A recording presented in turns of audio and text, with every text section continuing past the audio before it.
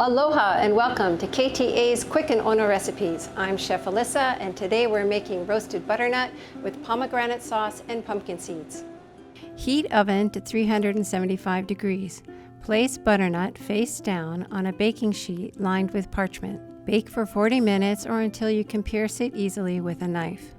Pour pomegranate juice into a small saucepan and heat until it starts to boil. Reduce heat and keep boiling until reduced to 1/3 cup. Check after 10 minutes, it will thicken into a syrup consistency. Add in dried cranberries and let soften and plump up. In a small skillet, toast pumpkin seeds in a bit of olive oil, cayenne, and salt until they pop. Set aside. Place baked squash on serving plate and drizzle with the pomegranate and cranberry reduction, honey, and pumpkin seeds. For this recipe and more, visit ktasuperstores.com/recipes.